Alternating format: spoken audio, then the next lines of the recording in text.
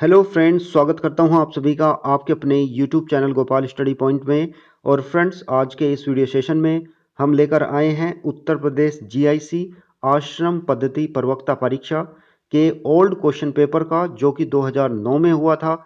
और इस question paper से सामान्य अध्ययन से जितने क्वेश्चन पूछे गए थे उन सभी के ऊपर इस वीडियो में आज हम डिस्कस करेंगे।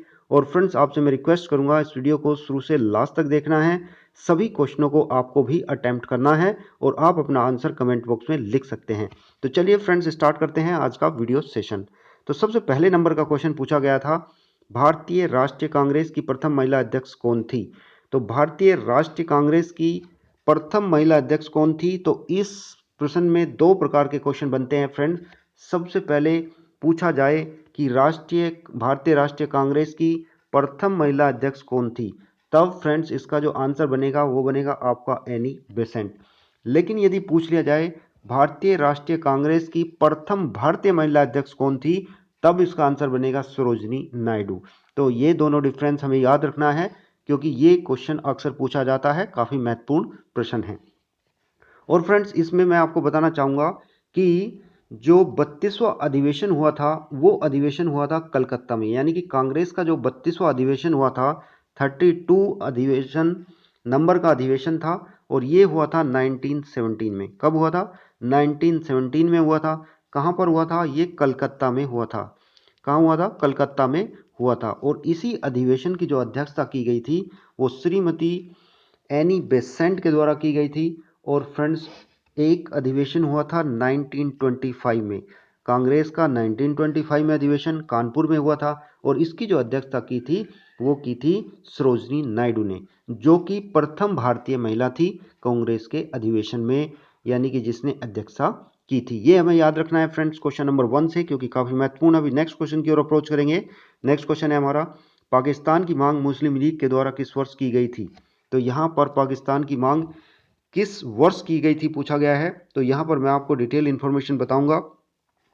तो आप देखेंगे, जो डेट नोट डाउन रखेंगे कि 23 मार्च का टाइम है। 23 मार्च 1940 को 23 मार्च 1940 को लाहौर में मुस्लिम लीग का अधिवेशन हुआ था, और इसकी जो अध्यक्षता की थी वो मोहम्मद अली जिन्ना के द्वारा की गई थी। और इसी अधिवेशन में भारत से अलग एक मुस्लिम राष्ट्र यानी कि पाकिस्तान की डिमांड की गई थी। जबकि फ्रेंड्स, यदि पूछ लिया जाए कि पाकिस्तान का जो नाम है, यानी कि पाकिस्तान शब्द का प्रयोग सर्वप्रथम किसने किया था, तो वो किया था रहमत अली के द्वारा। रहमत अली के द्वारा पाकिस्तान शब्द का प्रयोग किया गया था। तो इसमें जो राइट आंसर बनेगा वो बनेगा फ्रेंड्स आपका 1940। 1940 is the correct answer. Next question की ओर अप्रोच करेंगे। जब सुभाष चंद्र बोस ने भारतीय राष्ट्रीय कांग्रेस से इस्तीफा दे दिया, तब उस सीट के लिए किस नाम को प्रस्तावित किया गया था? तो यहां पर मैं आपको बताना चाहूंगा कि फ्रेंड्स 1939 में क्या हुआ था, त्रिपुरा अधिवेशन में गांधी जी द्वारा जो समर्थित पट्टाभी सीतारामैया थे, उनको सुभाष चंद्र बोस ने पराजित कर दिया था, और कांग्रेस के दूसरी बार अध्यक्ष के रूप में मतलब चुने गए थे। लेकिन कार्यकारिणी के गठन के प्रश्न पर जब गांधी जी से उनका मतभेद होता है, तो उन्होंने भारतीय राष्ट्रीय कांग्रेस से क्या कर दिया था? इस्तीफा दे दिया था। तो इसी के बाद में डॉक्टर राजेंद्र प्रसाद को कांग्रेस के अध्यक्ष बनाए गए थे। तो राइट आंसर है इसका ऑप्शन नंबर सी, और यही क्वेश्चन में पूछा गया था। नेक्स्ट क्वेश्चन है फ्रेंड्स हमारा, भारतीय स्वाधीनता विधेयक को राजकीय स्वीकृति प्राप्त हुई थी, यानी कि कब राजकीय स्वीकृति प्राप्त हुई थी? तो यहाँ पर आप देखेंगे जो 4 डेट्स दी गई हैं, इसमें जो राइट आंसर बनेगा फ्रेंड्स वो बनेगा आपका ऑप्शन नंबर ए, 18 जुलाई 19 यानी कि 1947 को भारतीय स्वाधीनता विधेयक को राजकीय स्वीकृति प्राप्त की गई थी। तो राइट आंसर हुआ ऑप्शन नंबर ए। नेक्स्ट क्वेश्चन की ओर बढ़ेंगे फ्रेंड्स। नेक्स्ट क्वेश्चन है हमारा, कोटेश्वर बांध निम्नलिखित नदियों में से किस नदी पर बनाया गया है? तो कोटेश्वर बांध कहाँ पे बनाया गया है? तो यहाँ पर मैं आपको बताना चाहूँगा कि इसका जो राइट आंसर होगा वो होगा फ्रेंड्स आपका ऑप्शन नंबर बी, भगीरथी नदी पर। और इसके विषय में कुछ इन्फॉर्मेशन है कि ये उत्तराखंड राज्य के टिहरी गढ़वाल जिले में भगीरथी नदी पर कोटेश्वर बांध यानी कि बनाया गया है, और टिहरी बांध भी भगीरथी नदी पर बनाया गया है। यदि टिहरी बांध पूछ लिया जाए या कोटेश्वर बांध पूछ लिया जाए तो दोनों बांध भगीरथी नदी पर बनाए गए हैं उत्तराखंड राज्य में। तो राइट आंसर हुआ इसका आपका ऑप्शन नंबर बी। अभी नेक्स्ट क्वेश्चन की ओर बढ़ेंगे फ्रेंड्स। नेक्स्ट क्वेश्चन है हमारा, भारत में कन्याकुमारी अवस्थित है, यानी कि कन्याकुमारी की लोकेशन भारत में कहाँ पर है। तो फ्रेंड्स यहाँ पर मैं आपको बताना चाहूँगा कि कन्याकुमारी की जो लोकेशन है वो है 8.08 डिग्री नॉर्थ अक्षांश।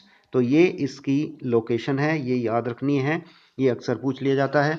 और फ्रेंड्स भूमध्य रेखा के ये उत्तर में है और भारत का सुदूरस्थ बिंदु यदि पूछ लिया जाए तो दक्षिणी बिंदु इंदिरा पॉइंट को बोलते हैं, यानी कि ग्रेट निकोबार को बोलते हैं।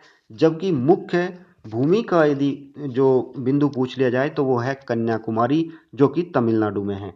तो इतनी डिटेल इन्फॉर्मेशन हमें याद रखनी है। तो इसका जो राइट आंसर हुआ फ्रेंड्स वो हुआ आपका ऑप्शन नंबर डी, भूमध्य रेखा के उत्तर में है कन्याकुमारी, ये हमें याद रखना है। नेक्स्ट क्वेश्चन है हमारा, कंचनजंगा शिखर स्थित है, कहाँ पर स्थित है, नेपाल में, चीन में, भारत में या फिर भूटान में। तो फ्रेंड्स यहाँ पर ये एक विवादित क्वेश्चन के रूप में था, क्योंकि विश्व में यदि मैं तीसरी सर्वोच्च चोटी की बात करूं तो ये थी कंचनजंगा। ये है कंचनजंगा, जो कि इसकी जो ऊंचाई है वो है 8598 मीटर की, 8598 मीटर की है। और ये नेपाल और भारत के सिक्किम राज्य की सीमा पर अवस्थित है। तो विश्व की जो सर्वोच्च चोटी है वो है फ्रेंड्स आपकी माउंट एवरेस्ट, जो कि नेपाल में है। और दूसरी जो सबसे ऊंची चोटी है वो है गॉडविन ऑस्टिन, जिसको हम K2 बोलते हैं, और उसकी ऊंचाई है 8611 मीटर, जो कि भारत में है। तो फ्रेंड्स यहाँ पर इसमें नेपाल भी दिया गया है, भारत में भी दिया गया है, चीन में दिया गया है, भूटान में दिया गया है। तो इसका जो राइट आंसर मैंने आपको बताया है कि ये कहाँ पर स्थित है, नेपाल और भारत के सिक्किम राज्य की सीमा पर अवस्थित है। तो यहाँ पर इसका जो एक विवादित ऑप्शन हो जाता है। नेक्स्ट क्वेश्चन की ओर बढ़ेंगे फ्रेंड्स। नेक्स्ट क्वेश्चन है, निम्नलिखित पर्वतों में से कौन संयुक्त राज्य अमेरिका में अवस्थित नहीं है। तो संयुक्त राज्य अमेरिका में कौन सा पर्वत अवस्थित नहीं है, तो यहाँ पर आप देखेंगे कि ऑप्शंस में जो दिया गया है वो दिया गया है ब्लैक फॉरेस्ट पर्वत, और ब्लैक फॉरेस्ट पर्वत दक्षिण पश्चिम जर्मनी में अवस्थित है। जबकि ब्लैक पर्वत, ग्रीन पर्वत, रेड पर्वत और व्हाइट पर्वत ये सभी कहाँ पर अवस्थित है, ये संयुक्त राज्य अमेरिका में अवस्थित है। तो इसका जो राइट आंसर होगा वो होगा फ्रेंड्स आपका ब्लैक फॉरेस्ट। इन्होंने पूछा है कि संयुक्त राज्य अमेरिका में नहीं है, तो कौन सा नहीं है, ब्लैक फॉरेस्ट नहीं है, जबकि ग्रीन, व्हाइट, रेड ये सभी संयुक्त राज्य अमेरिका में अवस्थित है। नेक्स्ट क्वेश्चन है फ्रेंड्स हमारा, भारतीय संविधान में कल्याणकारी राज्य के विचार को निम्नलिखित विचार को सम्मिलित किया गया है, यानी कि किस में सम्मिलित किया गया है। तो फ्रेंड्स यहाँ पर मैं आपको बताना चाहूँगा कि जो कल्याणकारी राज्य का जो विचार है वो सम्मिलित किया गया है, यानी कि समावेश किया गया है उसका राज्य के नीति निर्देशक तत्वों में। और फ्रेंड्स जो नीति निर्देशक तत्व हैं, यानी कि राज्य के नीति निर्देशक जो तत्व हैं वो किस में है, वो है आपके भाग 4 में। और भाग 4 में भी किस में है, आर्टिकल 36 से लेकर 51 तक ये दिए गए हैं। तो ये भी हमें याद रखनी है एडिशनल इन्फॉर्मेशन। और ये भी याद रखना है कि जो राज्य के नीति निर्देशक तत्व हैं वो किस देश से लिए गए थे, तो किस देश की यानी कि संकल्पना पर आधारित है, तो आयरलैंड के संविधान से ये लिए गए थे। तो राइट आंसर हुआ इसका ऑप्शन नंबर आपका डी। नेक्स्ट क्वेश्चन की ओर बढ़ेंगे फ्रेंड्स। नेक्स्ट क्वेश्चन है, दिल्ली एनसीआर को छोड़कर भारत में कितने संघीय क्षेत्र हैं। तो दिल्ली एनसीआर को छोड़कर भारत में कितने संघीय क्षेत्र हैं। तो फ्रेंड्स यहाँ पर हमें नोट डाउन करने वाली बात है, क्योंकि ये क्वेश्चन 2009 का पेपर है, तो उसके अकॉर्डिंग यहाँ पर ऑप्शन दिए गए हैं। क्योंकि मैं दोनों बात बताऊंगा आपको, यदि उस टाइम के अकॉर्डिंग बात करें तो उस समय क्या था फ्रेंड्स, 6 केंद्र शासित प्रदेश थे दिल्ली एनसीआर को छोड़कर। कितने थे फ्रेंड्स, 6 थे। लेकिन यदि मैं प्रेजेंट सिनेरियो की बात करूं तो 26 जनवरी यानी कि 26 जैन 26 जैन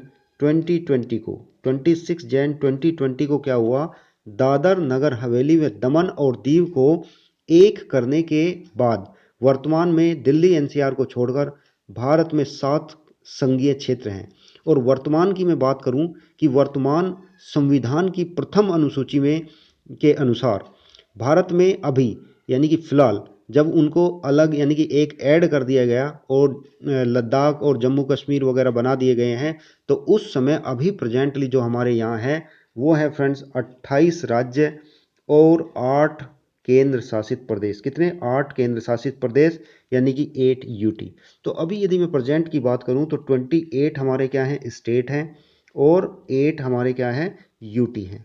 तो फ्रेंड्स ये आज की डेट की बात कर रहा हूं, बाकी नेक्स्ट कभी भी इसको ये चेंज हो सकते हैं। तो इसमें जो क्वेश्चन पूछा गया था वो पूछा गया था 2009 का, तो 2009 के अकॉर्डिंग है हमारे 6। लेकिन यदि वर्तमान की बात करूं तो वर्तमान की बात में हमारे हैं 8 केंद्र शासित प्रदेश, लेकिन यदि दिल्ली एनसीआर को छोड़ देते हैं तो बैठते हैं कितने? 8-1 यानी कि 7। यदि दिल्ली एनसीआर को इंक्लूड करके बात करते हैं तो हैं 8, और यदि दिल्ली एनसीआर को निकाल देते हैं तो हमारे हैं 7। तो इसका राइट आंसर हुआ आपका option number B. Next question की ओर बढ़ेंगे। इनमें से कौन सा मूल अधिकार नहीं है? तो कौन सा मूल अधिकार नहीं है? शोषण के विरुद्ध अधिकार होता है, समान कार्य के लिए समान वेतन ये नहीं होता है, कानून के समक्ष समानता यस होता है, धार्मिक स्वतंत्रता का अधिकार ये भी है। तो ये ए, सी और डी ये सभी मौलिक अधिकार हैं, जबकि ऑप्शन नंबर यानी कि जो बी दिया है ये हमारे समान कार्य के लिए समान वेतन ये मूल अधिकार में नहीं है। तो मैं इसके विषय में आपको बताना चाहूँगा कि जो मूल अधिकार हैं वो भाग 3 में अनुच्छेद, ये हमें याद रखना है क्योंकि मैं बार बार इनको लिखवाता हूँ क्योंकि फ्रेंड्स अक्सर इनसे क्वेश्चन पूछा जाता है। तो मूल अधिकार किस में है? भाग 3 में है। और आर्टिकल कहाँ से कहाँ तक है? 12 से लेकर 35 तक है। आर्टिकल 12 से 35 तक है। और फ्रेंड्स वर्तमान में कितने हैं? 6 मौलिक अधिकार हैं। तो इसमें क्या है, यहाँ पर मैं आपको बताना चाहूँगा कि समान कार्य के लिए समान वेतन का जो अधिकार है वो मूल अधिकार नहीं है, जबकि संवैधानिक क्या है? ये एक लक्ष्य है। और शोषण के विरुद्ध अधिकार जो है वो आपका आर्टिकल 23 से 24 में दिया गया है। स्वतंत्रता का अधिकार की बात करूं तो आर्टिकल 25 से 28 में है। और कानून के समक्ष समानता ये आर्टिकल 14 में दिया है। तो इतनी इंफॉर्मेशन हमें याद रखनी है। तो इसका राइट आंसर होगा आपका option number B. Next question की ओर बढ़ेंगे। नेक्स्ट क्वेश्चन है हमारा, निम्नलिखित में कौन सा ग्राम पंचायतों की आय का साधन नहीं है? तो कौन सा ग्राम पंचायतों की आय का साधन नहीं है? तो यहाँ पर मैं आपको बताना चाहूँगा कि कृषि आय पर कर यानी कि कृषि आय पर जो कर है वो ग्राम पंचायतों की आय का साधन नहीं है, जबकि राज्य सरकार द्वारा अनुदान बिल्कुल सही है, ऐच्छिक दान या उपहार भी है, संपत्ति जानवर और वाहन पर कर बिल्कुल है। तो केवल कृषि आय पर कर ये नहीं है। तो राइट आंसर हुआ इसका option number B. Next question की ओर बढ़ेंगे। भारतीय रिजर्व बैंक ने मार्च 2015 में 10 लाख तक के गृह ऋण यानी कि होम लोन के नियमों को ढील दी है और इकाई की लागत में अब बैंकों को निम्नलिखित में से किसे सम्मिलित करने की अनुमति दी गई है? तो यहाँ पर उस समय की यानी कि 2009 के करंट के अनुसार पूछा गया था। तो इसमें यहाँ पर पूछा गया है कि 2015 की बात है, 2015 में 10 लाख रुपए तक के ऋण के नियमों में ढील दी गई थी। तो इसमें पूछा गया है कि कौन सी अनुमति दी गई थी? पंजीकरण शुल्क की, स्टाम्प शुल्क की, या फिर मैं आगे देखता हूँ क्वेश्चन में दलाली की, या ए और बी दोनों की। तो फ्रेंड्स यहाँ पर मैं आपको बताना चाहूँगा कि आरबीआई ने 10 लाख रुपए तक के ऋण के नियमों में यानी कि छूट दी थी कि बैंकों को इकाई की लागत में पंजीकरण शुल्क और स्टाम्प शुल्क को सम्मिलित करने की क्या है? अनुमति है। तो फ्रेंड्स ये हमारा राइट आंसर होगा इसका ऑप्शन नंबर आपका डी यानी कि ए और बी दोनों, जिसमें आपका आता है पंजीकरण और दूसरा आता है आपका स्टाम्प शुल्क। नेक्स्ट क्वेश्चन की ओर बढ़ेंगे। संघीय बजट 2015-16 में संपत्ति कर को समाप्त करने का प्रस्ताव किया गया है, परंतु 1 करोड़ से अधिक आय वालों को अतिरिक्त भुगतान करना होगा। इस अतिरिक्त भुगतान की दर क्या है? तो यहाँ भी उस समय की करंट पूछी गई थी। तो फ्रेंड्स आप इस क्वेश्चन को यानी कि करंट को वर्तमान से यानी कि कंपेयर करते हुए याद करेंगे, क्योंकि उस टाइम पे किस टाइप के क्वेश्चन पूछे गए थे उसी हिसाब से आज भी क्वेश्चन बनेंगे। तो आज की करंट से क्वेश्चन बनेंगे तो यहाँ पर जो इसका राइट आंसर है फ्रेंड्स वो है आपका ऑप्शन नंबर बी 2%। क्या है फ्रेंड्स इसका 2%। यानी कि 2015 और 16 का जो बजट था वो संसद के द्वारा जो पेश करते समय जो उस समय वित्त मंत्री थे अरुण जेटली जी, उन्होंने कहा था कि जो धनी व्यक्ति को है कम आय वाले व्यक्तियों की तुलना में ज़्यादा क्या करना चाहिए, टैक्स पे करना चाहिए। तो इसलिए संपत्ति कर समाप्त करने और 1 करोड़ रुपया वार्षिक से अधिक की कर योग्य आय वाले जो बड़े धनवान हैं उनके ऊपर 2% का एक्स्ट्रा अधिभार यानी कि टैक्स को लगाया था, प्रतिस्थापित करने का निर्णय लिया गया था। नेक्स्ट क्वेश्चन है फ्रेंड्स हमारा, निम्नलिखित में प्रत्येक वर्ष 22 अप्रैल को कौन सा दिवस मनाया जाता है? तो यहाँ पर मैं आपको बताना चाहूँगा कि जो 22 है, 22 से रिलेटेड 3 तथ्य हैं हमारे। एक तो है हमारा 22 अप्रैल, तो 22 अप्रैल में मनाया जाता है आपका विश्व पृथ्वी दिवस, यानी कि आपका ऑप्शन नंबर ए इसका करेक्ट आंसर है। और फ्रेंड्स यदि मैं 22 मार्च की बात करूं तो 22 मार्च को मनाया जाता है जल दिवस। क्या मनाया जाता है? जल दिवस। और फ्रेंड्स यदि मैं 22 मई की बात करूं तो बायोडायवर्सिटी डे यानी कि जैव विविधता दिवस मनाया जाता है 22 मई को। तो ये 22 की जो डेट है वो आपको याद रखनी है। अभी नेक्स्ट क्वेश्चन की ओर बढ़ेंगे। और फ्रेंड्स इसी में कुछ और भी दिवस दिए गए हैं, जैसा कि इसमें दिया गया था विश्व स्वास्थ्य दिवस। तो विश्व स्वास्थ्य दिवस है 7 अप्रैल को, ये भी याद रख लेना। अंतर्राष्ट्रीय ओजोन दिवस, ये बहुत मोस्ट इंपॉर्टेंट है, ये 16 सितंबर को मनाया जाता है, 16 सितंबर को एवरी ईयर। और फ्रेंड्स यदि मैं विश्व हरित दिवस की बात करूं, यानी कि आपका जो ये पर्यावरण दिवस है, तो ये है आपका 5 जून, 5 जून। और अभी मैंने 22 के विषय में आपको बता ही दिया है कि जल दिवस 22 मार्च, जैव विविधता दिवस 22 मई और 22 अप्रैल विश्व पृथ्वी दिवस। तो इसका राइट आंसर हुआ था ऑप्शन नंबर ए। नेक्स्ट क्वेश्चन की ओर बढ़ेंगे। केंद्रीय प्रदूषण नियंत्रण बोर्ड ने मार्च 2015 में निम्नलिखित शहरों में से किसको देश का सर्वाधिक प्रदूषित शहर यानी कि बताया है? तो यहाँ पर एक रिपोर्ट आती है फ्रेंड्स आपकी, जो कि आती है यानी कि सेंट्रल पॉल्यूशन कंट्रोल बोर्ड की, जो कि 2015 में आई थी और ये उसी समय का क्वेश्चन पूछा हुआ है। तो यहाँ पर उस रिपोर्ट के अनुसार जो सबसे प्रदूषित शहर घोषित किया था वो किया था फ्रेंड्स यहाँ पर ऑप्शन नंबर सी यानी कि दिल्ली को। लेकिन फ्रेंड्स यदि मैं प्रेजेंट की बात करूँ, जो कि 2019 की जो रिपोर्ट है उसके अनुसार जो यानी कि प्रदूषित शहर घोषित किया था, यानी कि वो किया था जिला गाजियाबाद का लोनी कस्बा, जिला गाजियाबाद का लोनी कस्बा, जो कि 108 यानी कि 108 जो हैं वो सबसे प्रदूषित स्थलों में सबसे शीर्ष पर रहा है। तो यदि पूछा जाए प्रेजेंट सिनेरियो में तो वो होगा आपका गाजियाबाद। गाजियाबाद में भी पर्टिकुलर कौन सा होगा? लोनी कस्बा। नेक्स्ट है फ्रेंड्स आपका क्वेश्चन नंबर 17।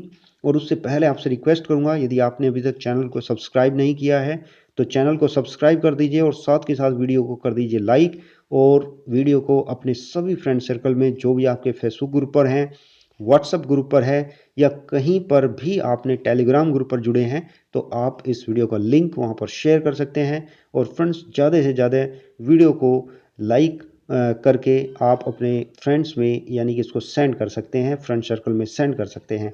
तो नेक्स्ट क्वेश्चन है हमारा 17 नंबर का।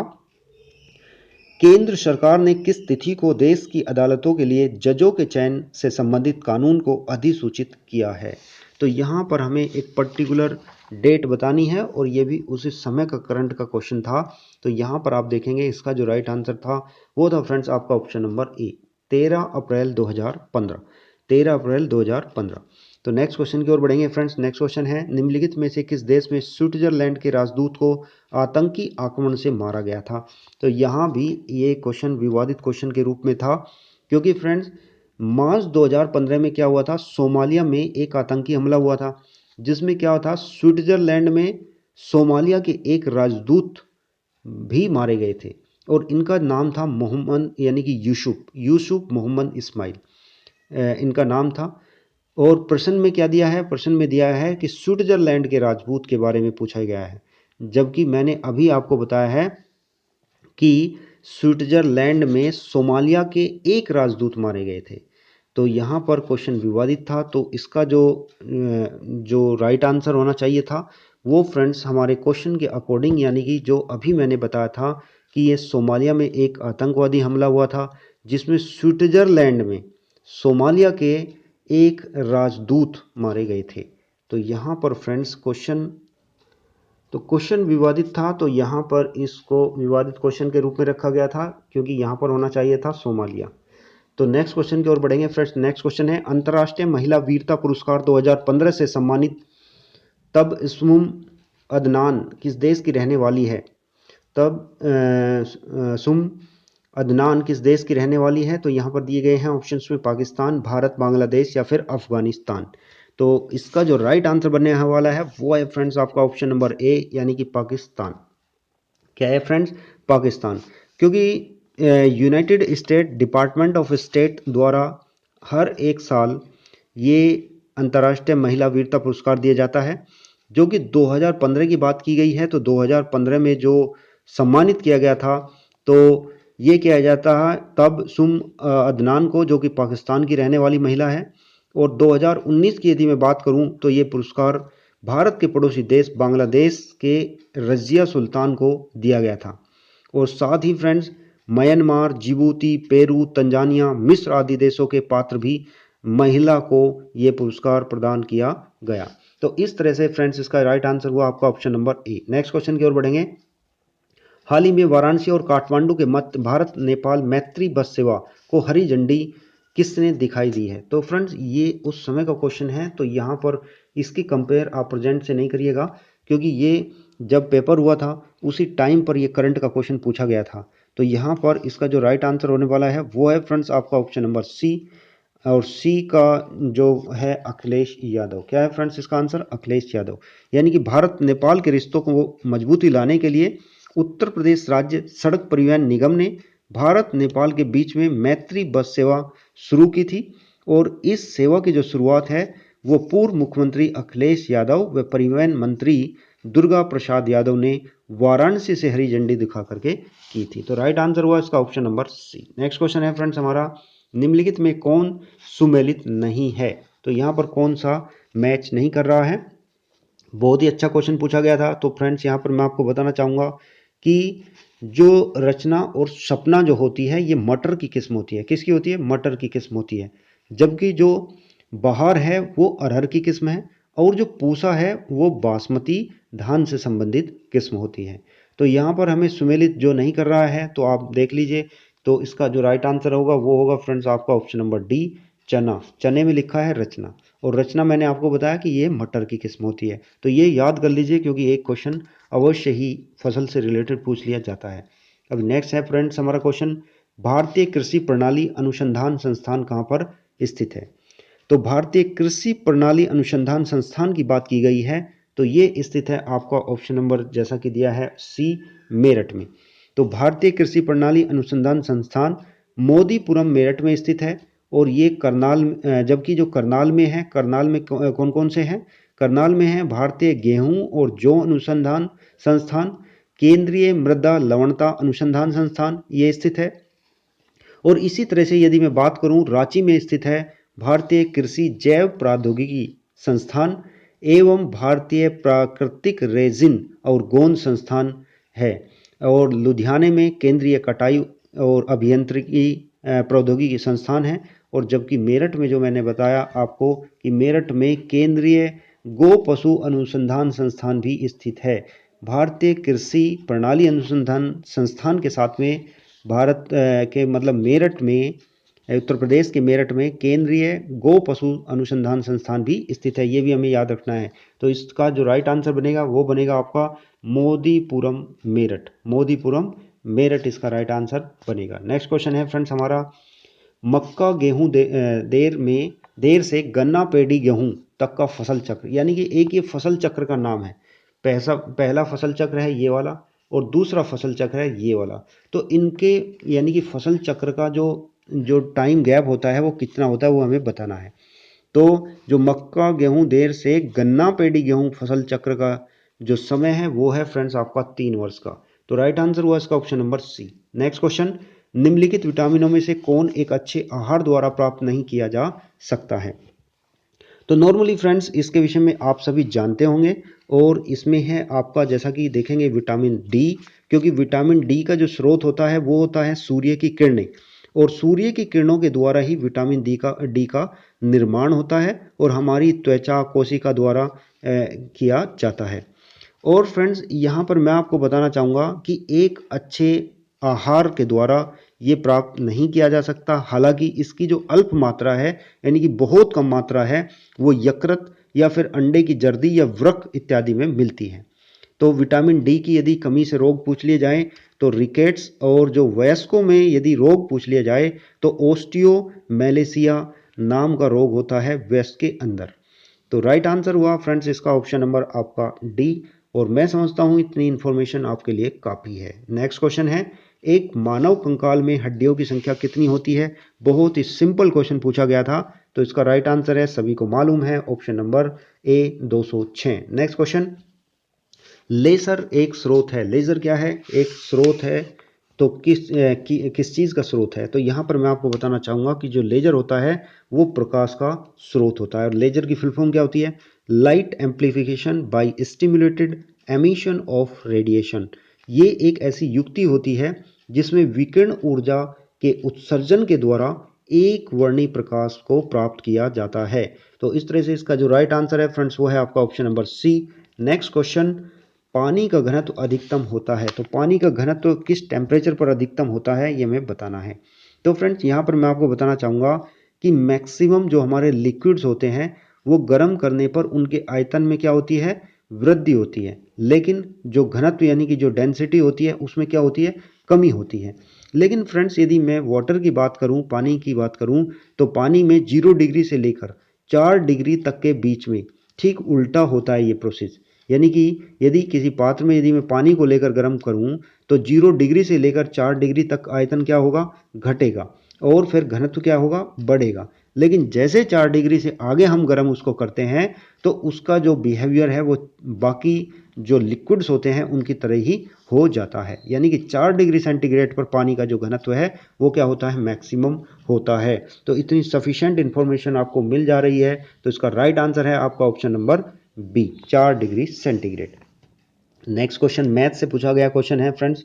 ये क्वेश्चन है मैथ से पूछा गया और उसमें क्या पूछा गया है कि किसी त्रिभुज ए बी सी की भुजा बी सी और डी एक ऐसा बिंदु है। यानी कि कोई त्रिभुज है ए बी सी। इस तरह से फ्रेंड्स कोई मैं त्रिभुज बना लेता हूँ। तो यहाँ पर दिया गया है एक त्रिभुज, ये है हमारा ए, ये बी है, ये सी है। और इसमें क्या दिया है कि डी ऐसा बिंदु है कि ए डी कोण बी ए सी का अर्धक है। यानी कि जो ए डी है ये वाला जो है ये इस कोण का क्या है? अर्धक है। तो यहाँ पर फ्रेंड्स हमें क्या बताना है कि ये जो रिलेशंस दिए गए हैं इसमें कौन सा यानी कि इसको सूट करता है। तो फ्रेंड्स मैं आपको यहाँ पर बताना चाहूँगा कि सबसे पहले यहाँ पर जो भुजा ए डी दी गई है वो बी ए सी का क्या है? अर्धक है। तो कोण जो हमारा होगा बी ए डी, ये क्या है? बी ए डी, ये वाला कोण तो किसके बराबर होगा? ये होगा सी ए डी के। तो इसके बीच में फ्रेंड्स एक रिलेशन होता है कि इसके बीच में मैं लिख सकता हूँ कि B D upon D C बराबर होगा बी ए अपॉन ए सी। और फ्रेंड्स ये कब संभव है? ये संभव है कि जब त्रिभुज क्या हो? एक समबाहु त्रिभुज हो या फिर समद्विबाहु त्रिभुज हो। तभी हम बोल सकते हैं कि जो ए बी की वैल्यू है यानी कि ए बी इजगल टू क्या होगी? ए सी की होगी। क्या होगी? ए बी की वैल्यू जो होगी वो किसके बराबर होगी? वो ए सी के इक्वल होगी। लेकिन यहाँ पर जो ऑप्शंस में दिया गया है, यहाँ पर दिया गया है B D is equal to C D के, B D is equal to C D के, जो कि सही नहीं है। तो फ्रेंड्स यदि समबाहु त्रिभुज नहीं है तो ये ऑप्शन भी संभव नहीं है। तो ये भी एक कंट्राडिक्शन वाला क्वेश्चन था। तो राइट आंसर होगा इसमें जो वो दिया गया है, इसमें सभी ऑप्शंस में कंट्राडिक्शन है। तो इसका राइट आंसर होना चाहिए था A B is equal to A C. यदि ये समबाहु त्रिभुज है तभी B D is equal to D C संभव है। क्या है? B D is equal to D C तभी संभव है। तो राइट आंसर होना चाहिए था ये। लेकिन फ्रेंड्स इसमें उसके विषय में नहीं दिया गया है। तो ये भी एक कंट्राडिक्शन वाला क्वेश्चन था। नेक्स्ट क्वेश्चन की ओर बढ़ेंगे। नेक्स्ट क्वेश्चन में दिया है 2 to the power x minus 1 plus 2 की power x plus 1 is equal to 320। तो x का मान हमें बताना है। बहुत सिंपल क्वेश्चन है फ्रेंड्स, घातांक का है ये और बहुत ही सिंपल क्वेश्चन है। यहाँ पर हमें क्या करना है, हम जानते हैं कि 2 की पावर x माइनस 1 को हम लिख सकते हैं 2 की पावर x अपॉन 2 लिख सकते हैं। इसी तरह से 2 की पावर x प्लस 1 को लिख सकता हूँ कि 2 की पावर x इंटू 2। तो यही हमने लिख लिया है। तो यहाँ पर लिखने के बाद आप यहाँ पर देखेंगे 2 की पावर x मैं कॉमन ले लूँगा, तो यहाँ पर बचेगा 1/2 प्लस 2, 1/2 प्लस 2 बचेगा, जो कि आपका 320 के इक्वल है। तो फ्रेंड्स यहाँ पर आप देखेंगे इसमें आप दो एलसीएम ले लिए तो 1 + 4 आ जाएगा यहाँ पर, यानी कि ये आएगा 2 की power x into 5/2 is equal to 320। 2 की power x into 5/2 is equal to कितना आया, 320 आया। इस 5 से ये कट कर लेते हैं तो 6 टाइम होगा, 4 टाइम होगा और 2 की इसमें मल्टीप्लाई होगी। तो 2 की पावर x इजगल टू क्या होगा फ्रेंड्स, यहाँ पर होगा आपका 64 इंटू 2 हो जाएगा। या फिर 2 की पावर x को मैं लिख सकता हूँ यहाँ पर 2 की पावर 6 और एक ये हो जाएगा 7, तो ये इसके इक्वल होगा। यहाँ पर यदि बेस बराबर है तो हमारी घातें भी बराबर होती हैं, तो इसका राइट आंसर होगा x is equal to 7, x is equal to 7। तो इसका राइट आंसर है जो कि आपका ऑप्शन नंबर डी में दिया गया है। उम्मीद करता हूँ आपको समझ आ गया होगा। अभी next question and the last question of this video देखते हैं फ्रेंड्स। ये भी मैथ्स से क्वेश्चन पूछा गया था कि किसी परीक्षा में परीक्षार्थियों ने या तो हिंदी विषय लिया या फिर अंग्रेजी या फिर दोनों। हिंदी लेने वाले जो विद्यार्थी थे वो थे 65.8% और अंग्रेजी लेने वाले 59.2%। तो कुल परीक्षार्थियों की संख्या कितनी थी, 1000। तो कितने परीक्षार्थियों ने हिंदी व अंग्रेजी दोनों विषय लिए। तो फ्रेंड्स यहाँ पर इसको हम करेंगे डायग्राम के माध्यम से, कि इस तरह से आपको पता भी होगा कि ये क्या है। सपोज मैं केवल हिंदी की बात करूँ, ये हिंदी है और यहाँ पर मैं ले लेता हूँ अंग्रेजी, इंग्लिश। तो यहाँ पर हमें दिया है कि हमने सपोज मान लिया कि दोनों विषय में, जो दोनों विषय के विषय में पूछा है कि दोनों विषयों में यानी कि कितने विद्यार्थियों ने भाग लिया, यानी कि कितने विद्यार्थियों ने परीक्षा दी। तो यहाँ पर मैंने लिख दिया है जो कॉमन पार्ट है वो दोनों के लिए है, यानी कि बोथ के लिए प्रयोग करते हैं। तो यहाँ पर पहले दिया गया है कि हिंदी में कितने थे, 65.8%। तो 65.8% का मतलब है कि यदि मैं केवल हिंदी की बात करूं तो 65.8% में यदि मैं इस कॉमन पार्ट x को निकाल लेता हूं तो मेरा केवल हिंदी में यानी कि स्टूडेंट आ जाएंगे। इसी तरह से यहाँ पर 59.2% दिया है। तो यहाँ पर मैं क्या करूँगा कि 59.2% में से -x कर दूंगा। तो इससे क्या होगा, केवल इंग्लिश वाले यानी कि विद्यार्थी आ जाएंगे। तो अभी हमें क्या बताया गया है कि जो विद्यार्थियों की जो संख्या है वो कितनी है, वो 1000 है। कितनी है, 1000। तो ये वैल्यू प्लस x और प्लस ये वैल्यू बराबर किसके होगी फ्रेंड्स, ये होगी दोनों के, तीनों के बराबर, यानी कि ये होगी 1000 के इक्वल। तो इस तरह से हम x की वैल्यू को कैलकुलेट कर लेते हैं। तो यहाँ पर आप देखेंगे 56.8% और 59.2% ये जो जब ऐड करेंगे तो ये हो जाएगा आपका 125%। और 125% जो होगा 1000 का वो कितना होगा फ्रेंड्स, वो होगा 1000 का। यदि मैं 125% निकालता हूँ तो आप यहाँ पर कैलकुलेट करेंगे 125 बाई 100, तो 2 जीरो से ये जीरो कटी तो कितना है 1250। तो इसकी जगह मैं 1250 लिख सकता हूँ। तो यहाँ पर 1250 माइनस x इजगल टू कितना आएगा, 1000। अभी फ्रेंड्स ये 1000 इधर आ जाएगा, x इधर चला जाएगा, तो x इजगल टू क्या होगा, कितना 250। और 250 की क्या आया, ये आया फ्रेंड्स आपका किसकी संख्या आई कि जो विद्यार्थी हिंदी और अंग्रेजी दोनों विषयों में यानी कि लिए हैं, यानी कि जो दोनों विषय लिए हैं उनकी संख्या आई 250।